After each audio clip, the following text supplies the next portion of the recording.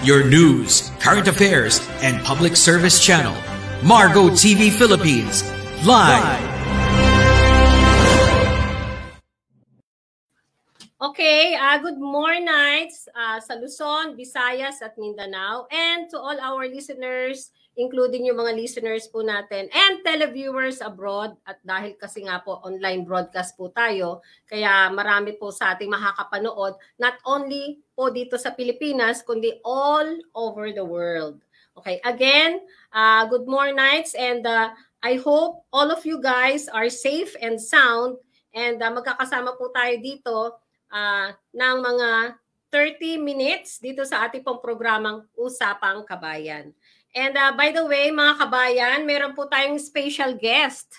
Okay, ngayong araw po na ito. At ang pag-uusapan po natin ay tungkol sa Ayungin Shoal Incident. Okay, so mga kabayan, together with us is Mr. Herman Laurel, President of Asian Century Philippines Strategic Studies Institute. Sir, pwede po kayong bumati sa ating mga viewers. More night, sabi mo nga, no? Yeah, good more nights. Opo. More night time. And Yes. Kamentong ang tawag sa akin po, no? And we're here to discuss this crisis that is being stirred up, no? Diyan sa English ang tawag, international name, Second Thomas Shoal. Sa Pilipinas, tawag natin dyan Ayungin Shoal. And sa China, Rinai Chiao. Nagkaroon ng insidente itong nakaraang Agosto 6 kung saan nagkaroon ng paggamit ng water cannon ang Chinese Coast Guard upang i-warning po ang pangalawang Philippine Coast Guard ship na may dalang mga construction materials. Although hindi hinauulat ng iba, ang importante rin maunawaan ng iba at ng lahat, may unang mas maliit na boat na may dalang bigas, tubig, mga gamot, mga kailangan sa pamumuhay po ng ating isang maybe less than one platoon of Marines, no? Philippine Marines na naka-station po doon sa tawag PRP, Vapor ng Republika ng Pilipinas na Sierra Madre na nagkakabulok-bulok na po doon. Pero yun po ay binahura noong taong 1999 ni Presidente Estrada na magsilbing parang angkla ng claim o yung titulo ng Pilipinas daw dyan for territorial or ngayon EEZ, Exclusive Economic Zone rights or sovereign rights. So, ngayon, pinapalaki po itong issue sa gawa po ng mga Amerikano. Nasa likod po ng maraming mga nangyayari po dito sa kontrobersyang ito ay Amerikano ang pasimula. Itong may pangalan po tayong si Raymond Powell.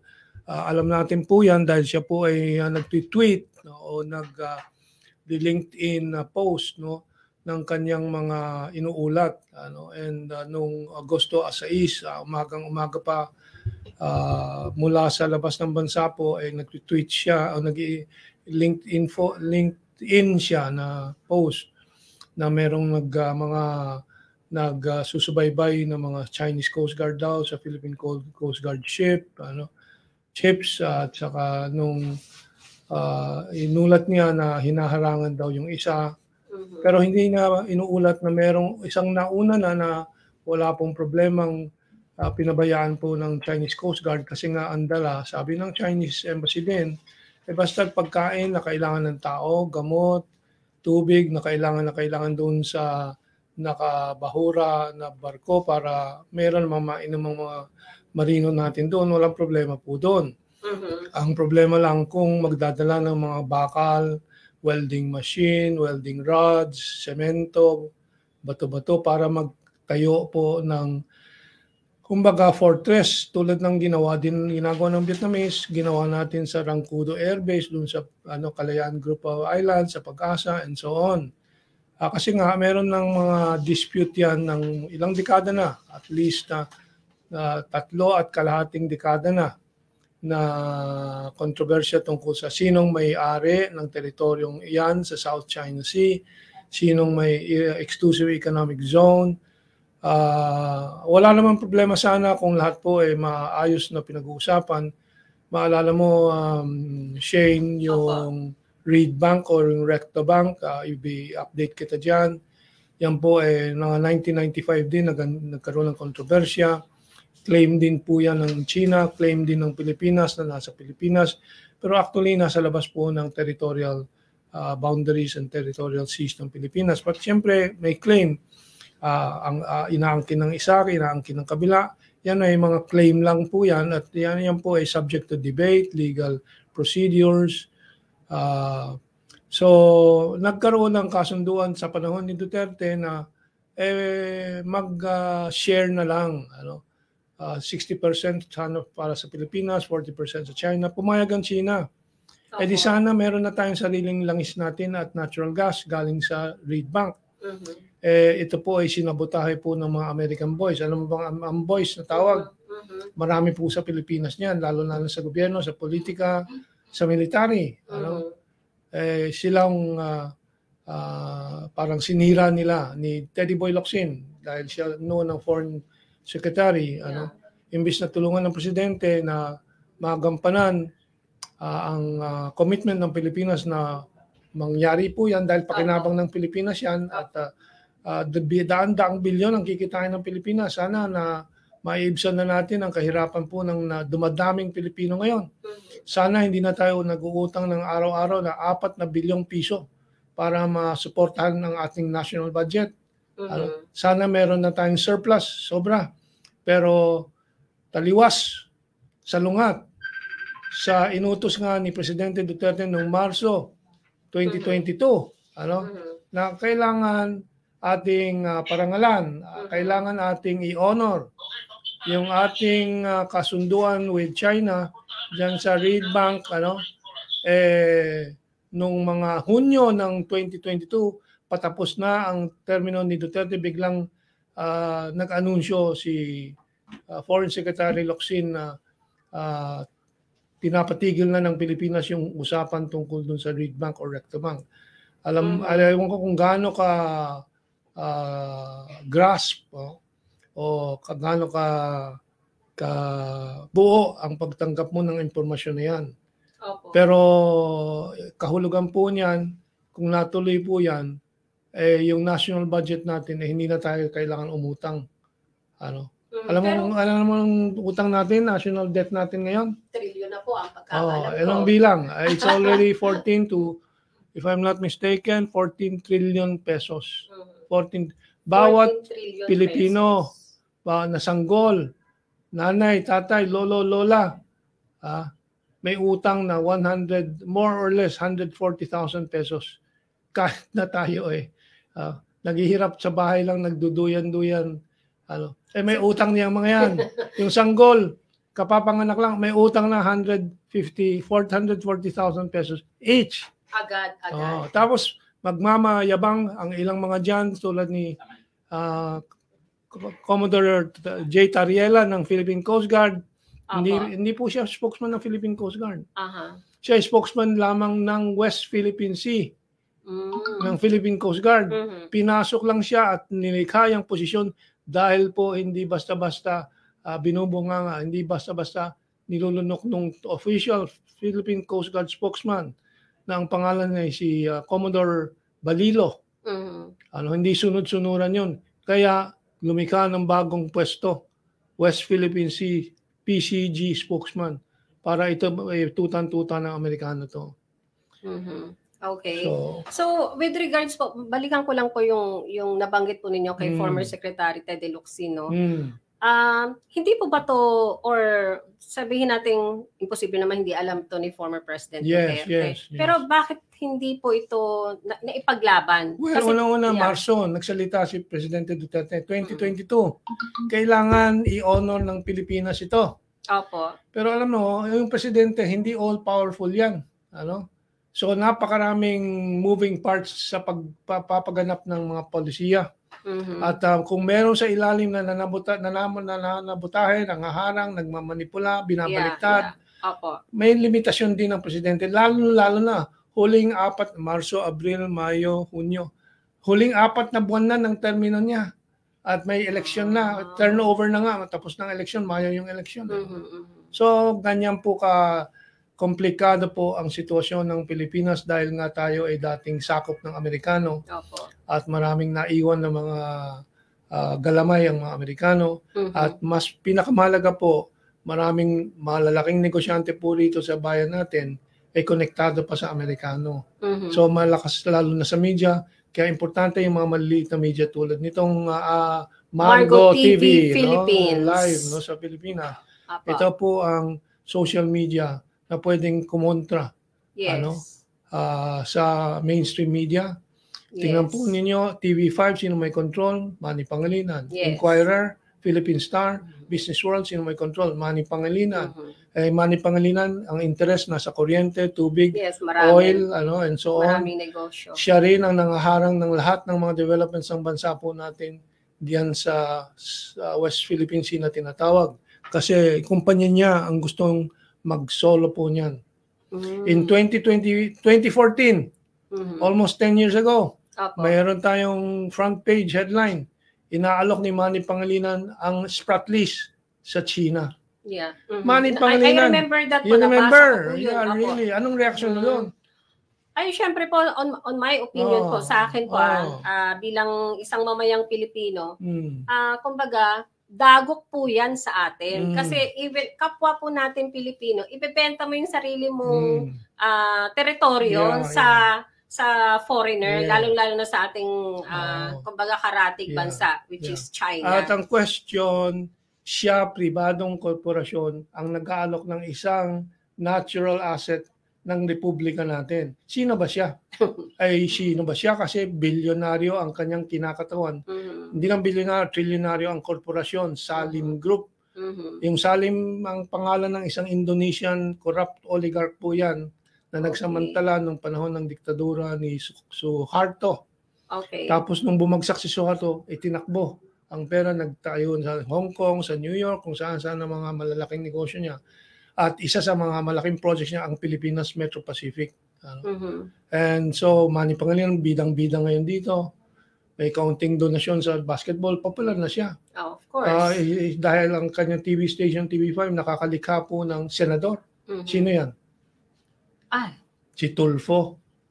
Kabobo-bobong tao. No comment po ako dyan. Ako magko-comment kasi nga I'm here to educate. No? Kabobo-bobong tao. Kasama-sama, dual citizen ata yan. Yung buong Tulfo clan, maraming issue dyan. No? Naging senador because of his TV program. No other reason. And financial support from Manny Pangilinan. And Smartmatic support. So, ibig sabihin siya Kaya yung ngayon, behind. bunganga ni Tulfo, anti-China dahil kompetisyon ni Manny Pangilinan sa langis at natural gas ng South China Sea. Ang China, gusto niya siya lang. Gusto nating taong bayang Pilipino sa atin yan. Of course. Tulad ng panahon ni Marcos Sr. Yes. PNOC was a national corporation. Kaya ang tubo doon mapupunta sa mga pangangailangan ng bayan at ng taong bayan. Ngayon, habang tayong lahat naghihirap po sa taas ng presyo, ang tubo ni Manny Pangilinan sa Meralco, sa iba pa, sa tubig, taas ng taas. Hindi yung dating tubo lang nila, hindi sila kontento. Every year tumataas yan dahil nakasaksak na sa batas na sila ay lalaki ang tubo nila kada taon. Pero tayo, pahigpit ang sinturon sa natin, hindi sa bewang, kundi sa leeg. Di ba? Yan ang sitwasyon natin ngayon. Kaya wala pong, hindi naiibsan ang kahirapan ng taong bayan. Lalong lumalalim tayo sa kahirapan. Pero with regards to our government po ngayon, kasi 'di ba yung na binanggit po natin si former President Duterte, that was the past. Okay? Pero yung ngayon po, ano pong ginagawa ng government po natin? Ikaw, sa palagay mo, anong ginagawa? Kasi sa akin, napakalinaw po. Pangako dito, pangako doon. Pangako, 20 peso rice. Magkano pang bili mo ng bigas? 50 po. 50. Per kilo. Minsan more than that pa po. Hindi ka kasi pumunta sa Kadiwa, sasabihin ni Bongbong Marcos. Opo. Nakabili na po ako minsan sa Kadiwa, pero they limit. Oo nga. All 5 kilos per person lang. Pakitang tao lang. Sabi ng iba, pagkaraan ng alas 10, wala ka na mabili. Puro ganyan, puro pangako.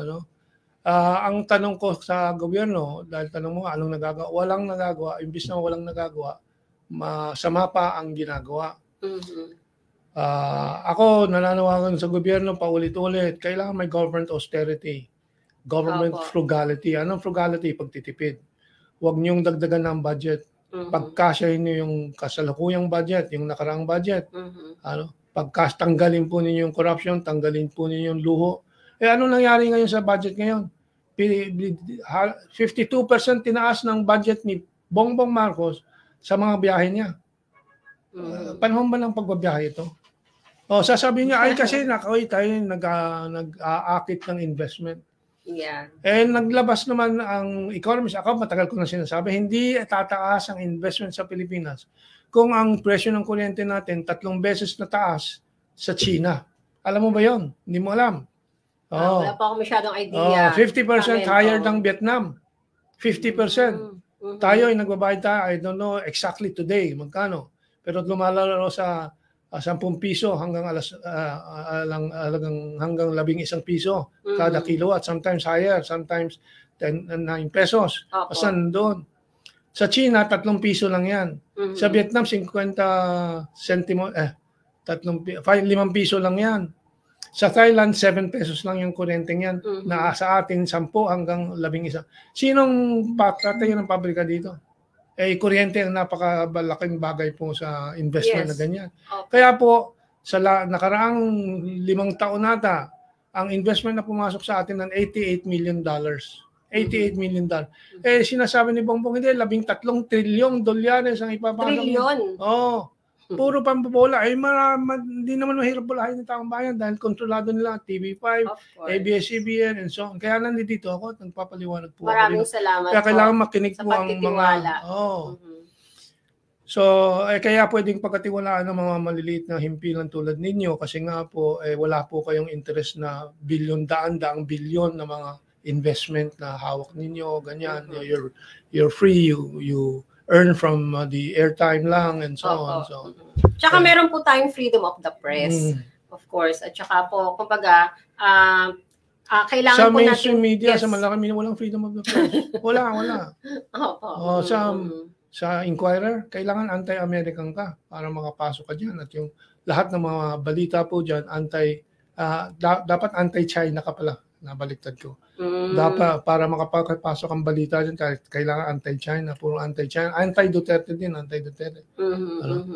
Pro-Dilawan, pro-Pinklawan. Ngayon biglang naging pro-BBM. Kasi si BBM naging Pinklawan na. Naging Dilawan na. Yun ang totoo. Yung mga patakaran niya. Yung mga nakapaligid sa kanya, mga Dilawan na. Yes. I know that. Kaya lang mahirap naman din pong mag-mention ng mga names. Pero deep inside, behind that, alam din po natin. So nabanggit ko yung mga pangalan, sinang-ayunan mo na, parang binanggit mo na rin sila. Di ba? Yun ang totoo. Yun ang totoo. At alam ko maraming mga kapwa natin Pilipino alam ng totoo diyan. Yes po, So, balik po tayo dun sa pinag-uusapan po natin yung sa Ayungin Shoal. Kumbaga, kasi ang dami pong, sa pagkakaalam ko po, ang dami pong nagki-claim for that. Hindi lang po China, yung mga karatig bansa. Malaysia. Pero bakit po nila ikiniklaim yung over the others? Samantalang kumbaga yung Ayungin Shoal is talagang parte ng ating teritoryo, which is the Philippines. Yeah, okay. Ano po ang papaliwanag natin yan. Ano po yung behind for that? Sinasabi mo, talagang teritoryo natin. Pero hindi nang sinasabi ng Malaysia. Teritoryo naming Malaysian yan. Yan na ang sinasabi din ng Brunei. Yan din ang sinasabi ng Vietnam. Amin yan. Yan ang sinasabi din ng Taiwan. Yan din ang sinasabi ng China. So may dispute. May i-invoke ng Pilipinas ang UNCLOS. Pero ang UNCLOS mismo, pinapaniwanag na yung may mga technical terms yan na tinatawag na low tide elevation. Yung Ayungin Shoal, sa high tide, lubog yan. Sa low tide, lumilipad siya dahil yung tubig. Mukhang may gas kang darating na. Si Kaado pag dinawan, darating daw. Kaya nga, sinilintay ni Shane Pe, Madam Shane Pe po itong na kasama ko lang kanina sa lunch media forum symposium po natin. No? So nandyan na ba ang Yeah, anyway, I'm paliwanag ko rin, no? Opo. Tuloy ko, no? So, may kanya-kanyang claim dyan, no? Pero makikita natin, hindi naman nagrereklamong Malaysia, Brunei, Taiwan, sa kasalukuyan, kung meron man, mga salita lang po. Kasi ang China po ay nag-exercise ng kanyang soberenya, territorial sovereignty dyan, no? So, siya ang nagko-control. And actually, aminado po ang Pilipinas at ibang mga bansa na China po ang may control na ng karagatang iyan. Kaya halimbawa, tayo nga itinirik natin sa Ayungin Shoal, yung BRP Sierra Madre at naglagay tayo ng tropang mga marino doon. Pero hindi po naman tayo nakakapagpasok ng pagkain, tubig, mga medisina, mga damit, kung hindi pinapayagan ng China. In other words, China is in control. Pero bakit po nagkaganon? Samantalang hindi naman territory may claim nila yun. sila. At hindi lang may claim sila, may pang-backup sila sa claim. Anong pang-backup sa claim? Hindi batas-batas, kundi puwersa.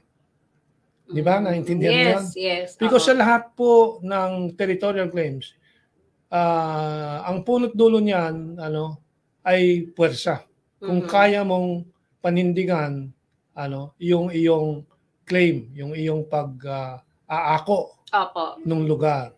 Okay. Tulad ng Estados Unidos. Bakit siya ang may control ng Hawaii? Gaano kalayo ang Hawaii? Nasa kabilang mundo ang Hawaii. Opo. May katutubo bang Amerikano doon sa Hawaii? Wala. Mga Hawaiians talaga. Bakit sila ang may-ari ng Hawaii? Kasi in-extend nila ang control nila doon. So, soberenya po nila doon. Okay. And yun nagawa nila sa pagpapapatay ng maraming mga Hawaiians sa pagsakop nila. Opo. So yun ang ibig sabihin ng soberenya. Kaya mong panindigan ang iyong pag-aangkin ng isang teritoryo, kaya mong isagawa yung ipatupad yung iyong kapasihan. At yung iba na maaaring inaangkin din nila o hindi, whatever, para magkaroon ng aktibidades doon sa lugar na iyong kinokontrol, dinadaan pa sa usapan doon sa otoridad yan, which in this case is China. Okay. Bakit naman? Ganyan ang kasaysayan. Pero ano ang kaibahan na din ng China at ng Estados Unidos? Ang China po hindi po nananakop na gumagamit ng dahas. Ay sasabihin ng iba na, bakit sila gumamit ng water cannon ngayon? Kasi unang-unahin na. Yung China, yung Chinese Coast Guard. Kasi this time, hindi lang po nag-usap sila at pinayagan ng China yung pagkain nga. Pinipilit nila yung barko na may construction materials. Na ito ay lalabag doon sa usapan ng China at Pilipinas na pagkain at yung mga yan lang ang dapat ma-deliver doon sa mga marino doon sa BRP Sierra Madre. Now, sasabihin natin na agresyon ng China kung wala namang hamon, na walang provokasyon. Pero hinamon ng Pilipinas. Ipapasok namin itong construction materials. Papasok.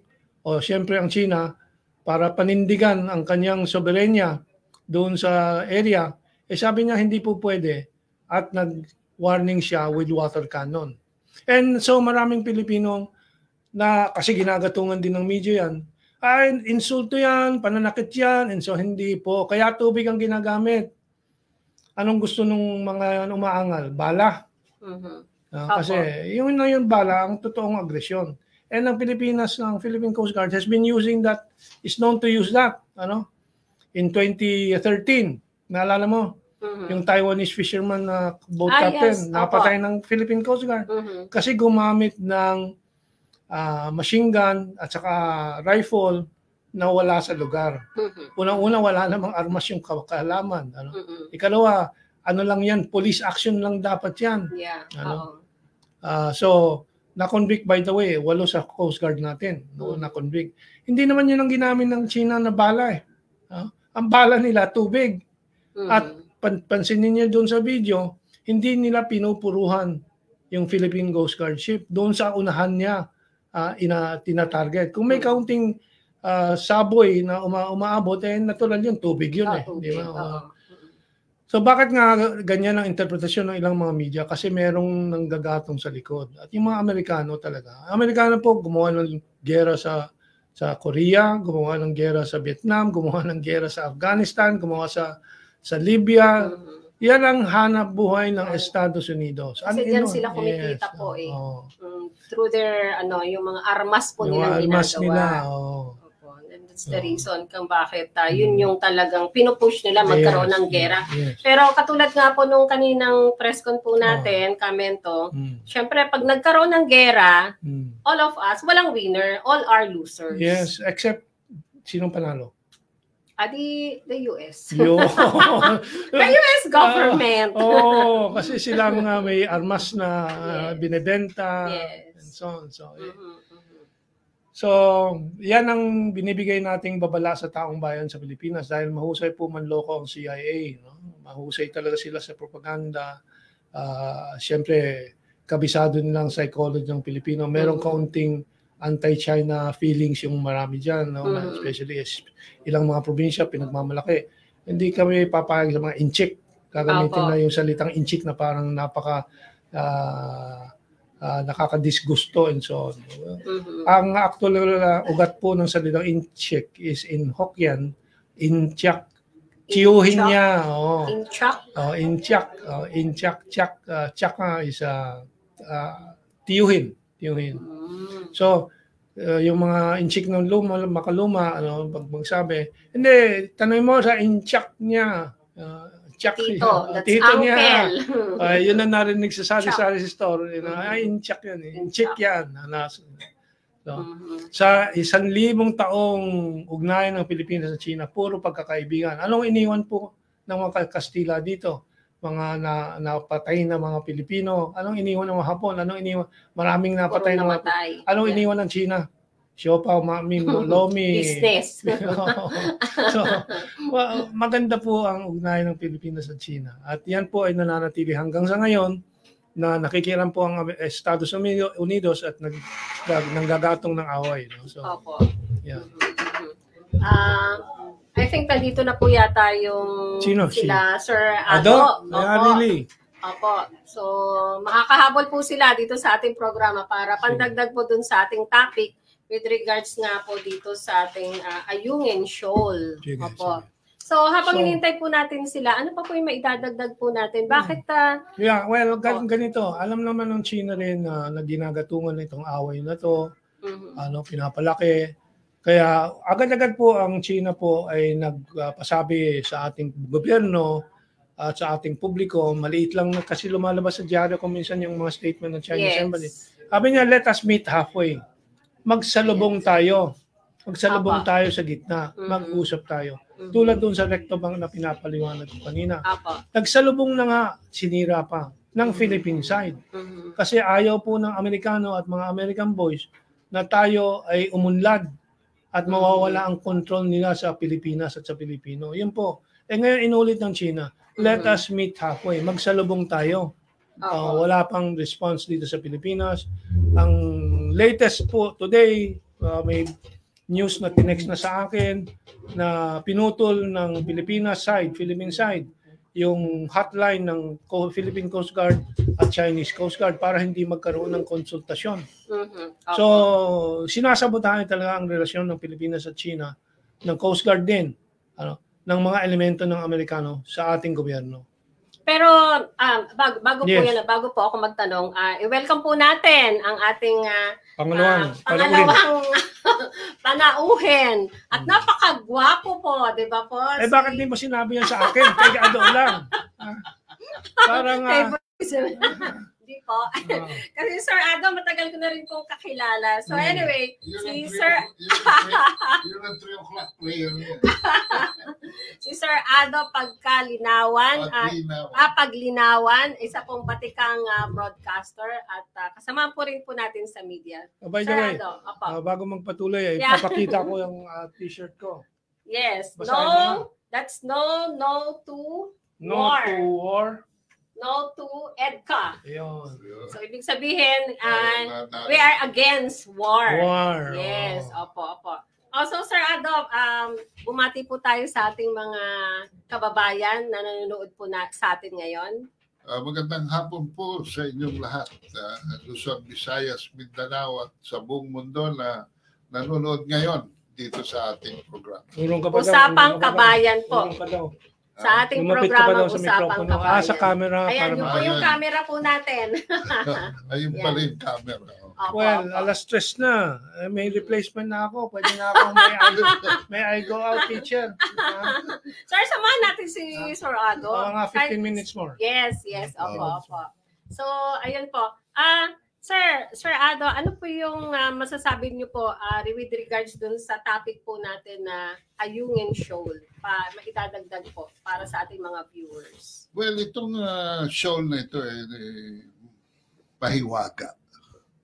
Dahil pag ginagamit ng mga Amerikano ang pananaw dito, ito ay sinasabi nila na pwede maging feature, South China Sea feature that can be subject to sovereignty, pag-aari, ownership, teritoryo. Pero sa binabanggit nilang dokumento na 2016 arbitral ruling, no? At UNCLOS, ito ay classify na isang low tide elevation na hindi pwedeng maging object or subject of sovereignty. Pero pagka sa punto de vista ng Pilipinas, pwede. Pag sa punto de vista ng China, hindi pwede. Isa namang dokumento ang kanilang pinangangalandakan dito, yung 2016 arbitral ruling. So, hindi pwedeng ganyan ang usapan dyan. Hindi pwede yan maging object of sovereignty for the Philippines and for China. Kaya nangyari dito, para matigil ang debate, nagbahura sila dyan ng isang, yung BRP Sierra Madre, isang LST kung tawagin, no? Na puro kalawang na. At ito ang nagsisimbolong na hindi lamang ng ugali ng Pilipino na nabahura na sa kahirapan, kundi nabahura na dahil sa kanyang pagiging, banggitin ko na, tuta ng Amerikano na former colonial master niya.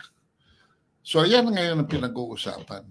Ngayon, sinasabi nila sa pahayag ng National Security Advisors Office sa pamamagitan ng spokesman na si Jonathan Malaya, na ang agreement daw na yan ay tanggalin ng Pilipinas na naganap sometime in 1999 ay isa raw fiksyon.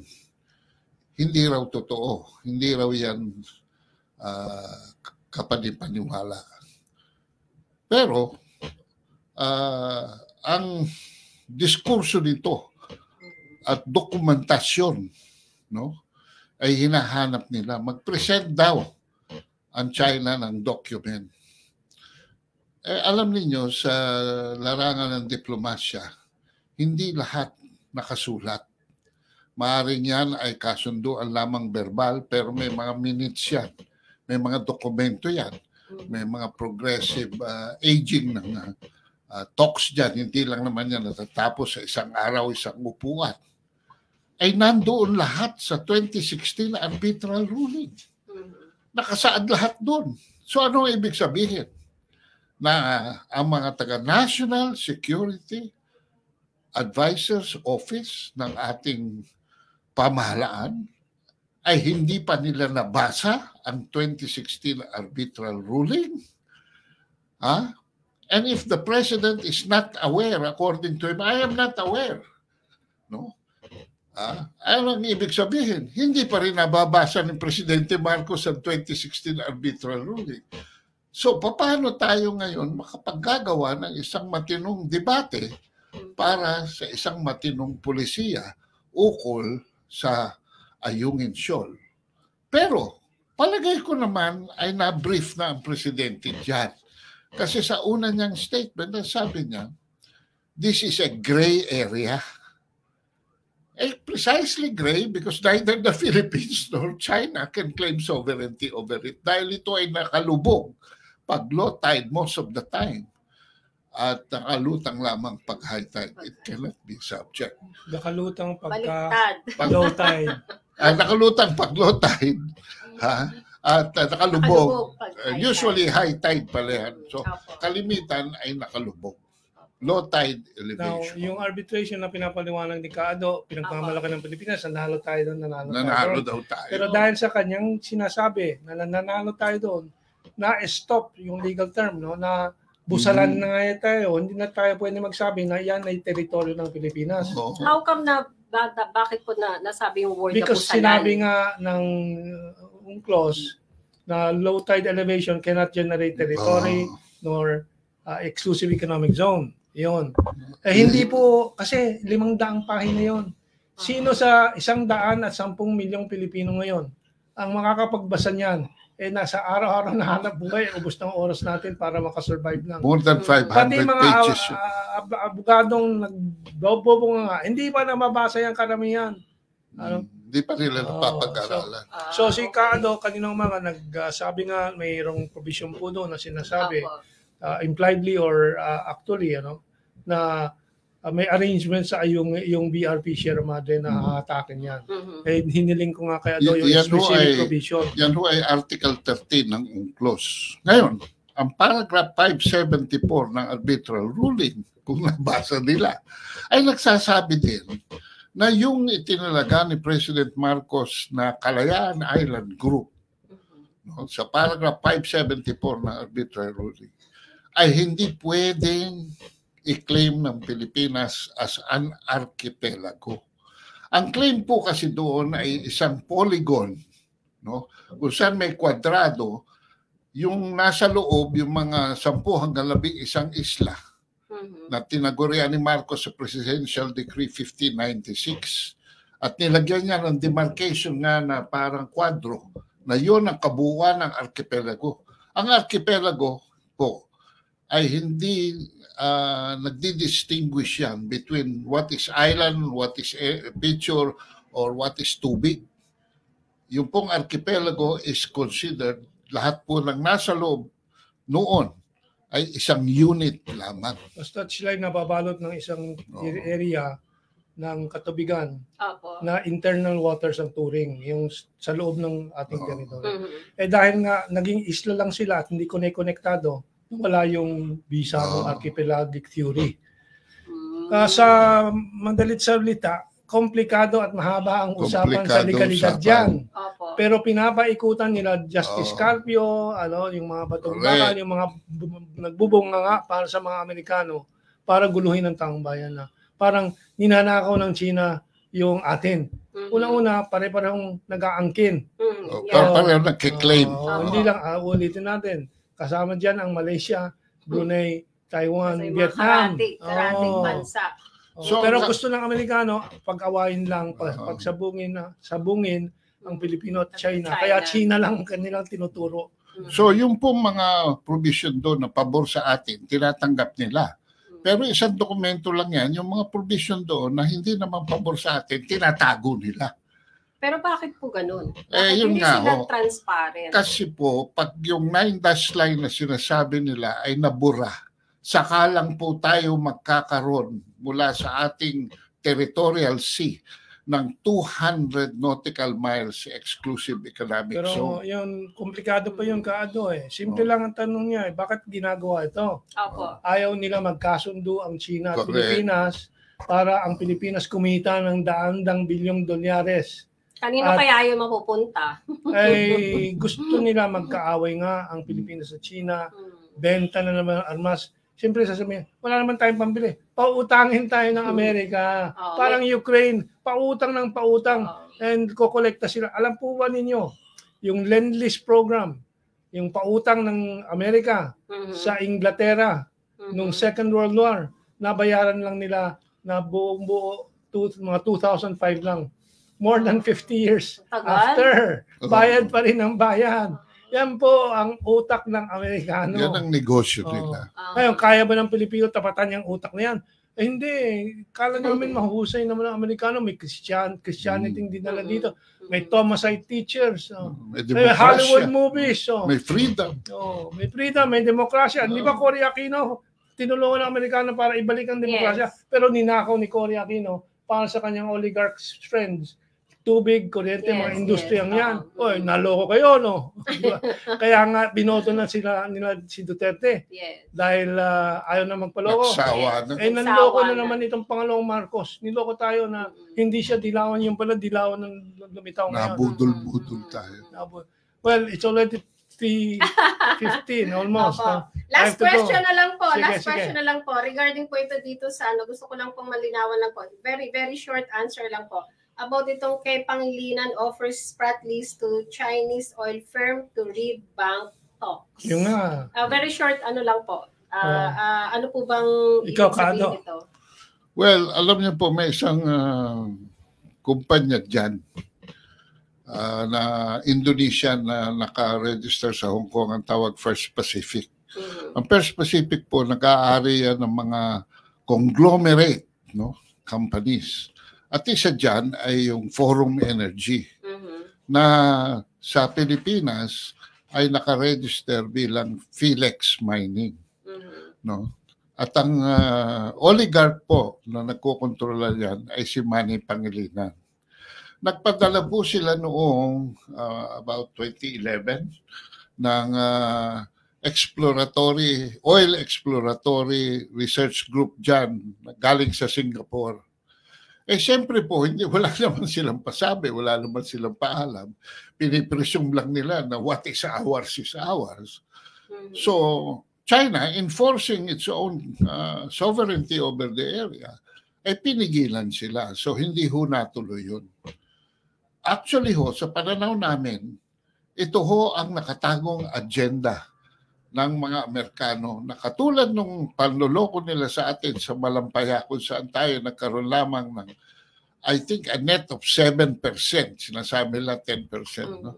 Ay para yun lang ang mapunta sa taong bayan na probetsyo para sa oil and gas exploration dyan. Eh, ang laki po nito, ang estimate nila ay 5 times the entire Middle East, yung mga oil reserves ng Gulf states. Can you imagine? 5 times that. So yan po. Ngayon, may offer naman po ang China dyan, no? Kasi ang China po, ang kanilang kondisyon, ay kung maaari, sa ating mga hindi nagkakasunduan, pag-usapan natin. At ang kanilang good faith, pinakita nila by saying na, for instance, dito sa Recto Bank, dito sa Reed Bank, sa Recto Reef, 60-40 ang sharing.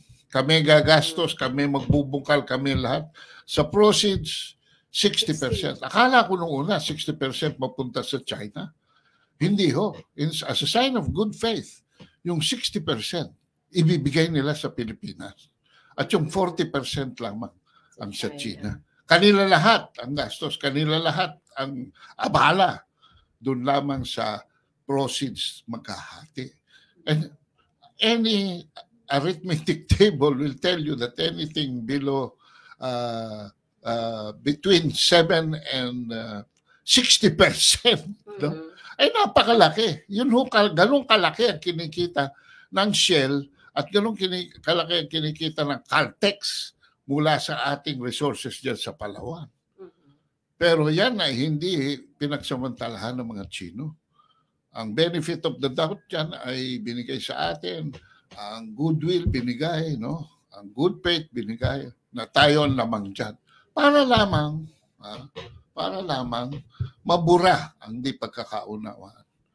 Yan po ganyan po ang prinsipyo ng China kasi sa kanila, ang kanilang pinaglalabang polisiya ay yung tinatawag na shared humanity. Yung kanilang angking yaman o kailangan maging progreso ay kailangan ma-share nila sa buong mundo para lahat, lalo na yung mga developing countries at emerging economies, ay lumago na para wala ng gera, wala ng kalmutan at puro ika nga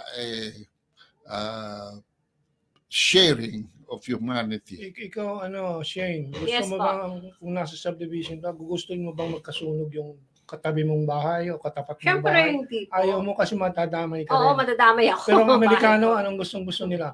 Doon sa kabilang dayo, magdadali sila ng arsonist. Manunog doon. Tapos sila naman ang papasok. Pagka sunog na. Ganyan po. Kumbaga parang iwas sila. Siyempre dito sa atin, lahat ayaw magkaroon ng kaguluhan dito. Opo. Kamentong, ano naman po may dadagdag po ninyo? Kahit very, very short lang dun sa tinanong ko po kanina. Well, ang pakinabang ay nasa pag-uusap at win-win, parehong panalo. Hindi yung maghahangad ako ng total victory at talong-talo yung kabila. Wala pong binubungang magandang ganyang kaisipan. Ngayon, sa mga nadadala po ng storya na atin yan, maiiwan po tayo na hindi lang po bokya, kundi basag pa ang ating mukha. Kasi away. Yung sabi nga ni General Browner doon sa isang interview ng mga military officers itong mga nakaraang araw, sobrang malaki talaga ang lamang ng China sa Pilipinas. Kaya wag po tayong magpagamit sa Amerikano na susubo sa kanyon tapos sila po natatawa na lang doon 10,000 miles away sa Fortress America. Opo. I have to go. So, yes po. So, anyway, Chikado, any parting words po sa inyo pong dalawa? Ako yun ang parting words mo. Ayun na. Ayun, Sir Ado, ano pong parting words po ninyo sa ating mga viewers? Ang akin lang po ay pakiusap sa nakaupong administrasyon.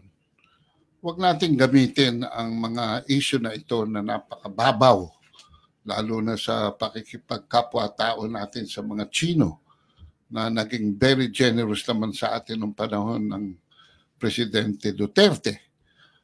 Para bang bigla na lang tayong tatalikod at gagawa ng sigalot na wala namang punot-dulot, walang patutunguhan.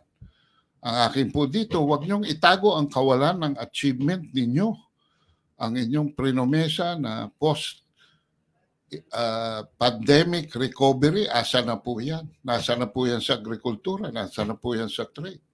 Nasa na po yan sa taas ng kuryente? Nasa na po yan sa mga investors na sinasabi niyong pupunta dito? Pati mga Chinong turista, hinaharang na ho nila. Paano tayo unlad nito? $2 billion ang kita natin sa Chinese tourists. Noong 2019. Ngayon, wala pa hong 150,000 yata sa isang taon. Noon 1.8 million. So, nandyan na ho ang pruweba na may isang madilim na anino na bumabalot dito sa mga kagustuhan na magkagulo-gulo na naman, magkahati-hati ang Pilipinas. Dapat po tayong magkaisa na iwaksin natin ang mga pulisiya na hindi base sa katotohanan at sa praktikal na ikabubuti ng ating interes bilang isang bansa. Yan lamang po masasabi ko. Okay po. So maraming salamat po sa inyo pong dalawa. Mentong Laurel, siya po ay President ng Asian Century Philippines Strategic Studies Institute. And of course, kay Ka-Ador Paglinawan, isa po sa mga batikang broadcaster at kasama po natin sa media. Dating diplomat din. Opo. So, okay. So maraming salamat po. And of course, I would like to thank din po ang ating station manager, and overall chairman po ng Margo TV Philippines, si Miss Juvie de Guzman, and to our technician, Sir Chris, and sa lahat po ng buo po ng Margo TV Philippines at ng Usapang Kabayan ay nag-iiwan po ako ng isang makabuluhang kasabihan.